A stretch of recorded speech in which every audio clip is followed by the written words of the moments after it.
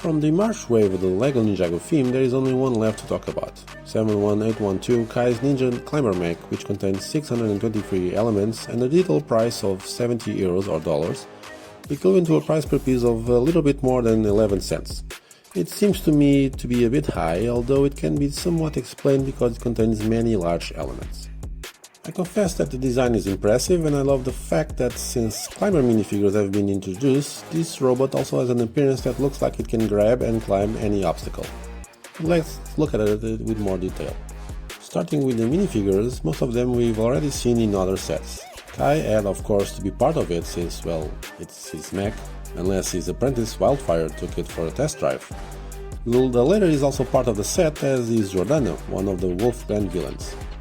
It should be noted that Kai appears in the climber version, as does Jay, who shows up here for the first time with his climber outfit, similar to his friends, with an armor with shoulder protectors with shades of gold, and several printings of ropes on both the torso and legs. And with the exception of Wildfire, all characters are double-faced. The first build is some sort of hang glider, or some kind of flying vehicle for Jordana, slightly more elaborated than the one that appears in Sora's Elemental Tech Mech. It looks like a mix of this and the one seen in Aaron's Battle Mech. The construction is very simple, the wings can fold and have a sword in each one.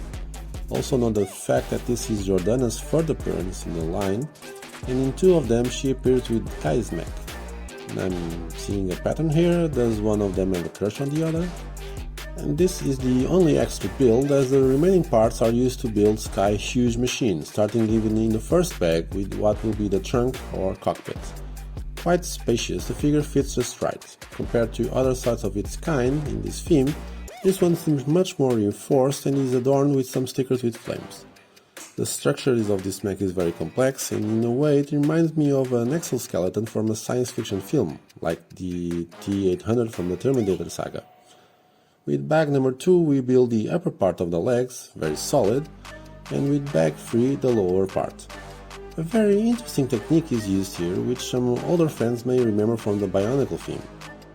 A back reinforcement is used in the leg, almost as if they were two long bones, like the tibia and fibula, each of which is connected to the foot through ball joints. This detail allows for enormous versatility in terms of positioning, and with some patience you can even do a ballet plié.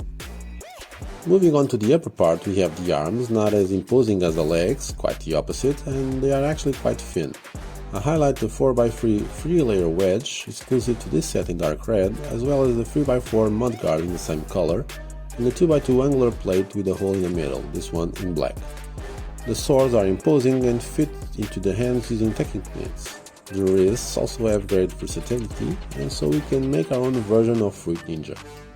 There is also the head, which in my opinion was somewhat a disappointment of what it could be. It's quite small, and from a certain distance it's not even noticeable, as the colors blend in with the rest of the model. It has a limited range, only going up and down.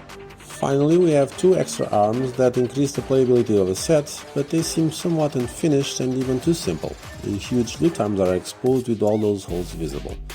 Each of them contains a hook at the tip, with the one on the left side being fixed and the one on the right having a rope attached, which allows the hook to be used as a throwing weapon or to hitch a higher point so that the figure can be lifted. And here is the complete set, and the highlight of course is the huge climber mech. In recent years we have one or two sets of this type per year, and in Dragon's Rising we already had the Lloyd's and Iron's Ninja Team's mech, and from the previous line, Core, we had Jay's Titan mech. The latter even has some similarities with this climber mech. However, I believe that the 71812 has enormous potential for play, but for one reason or another, it was not fully used. The rope is just standing on the arm, which looks a bit weird. It could have some mechanism to collect or wind it, or even fire it. That will be so awesome. The legs have a very good design and all the joints work perfectly, making this one of the most flexible sets of its kind. The arms seem somewhat simple, although I love the functionality of the wrist and swords. And the same happens with the extra limbs, which are relatively mobile, but aesthetically somewhat poor. Personally, I would prefer to buy the 4 medium-sized sets with mechs this year, for €90, getting a lot more minifigures, heroes and villains, more accessories, and creating a similar hook system like this, spending just 20 euros more than the cost of this set. That's my opinion, from a person who is clearly in an age category that is not part of the target audience of this set.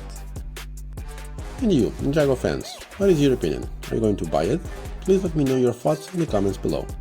In the upcoming weeks I will post more reviews of the March novelties as well as some other sets that will possibly be out of production this year. I hope you liked the video, and if so, please share, comment and subscribe to the channel. Thank you Lego and Alan for sending the set for review. Opinions on it are my own. And don't forget, play well.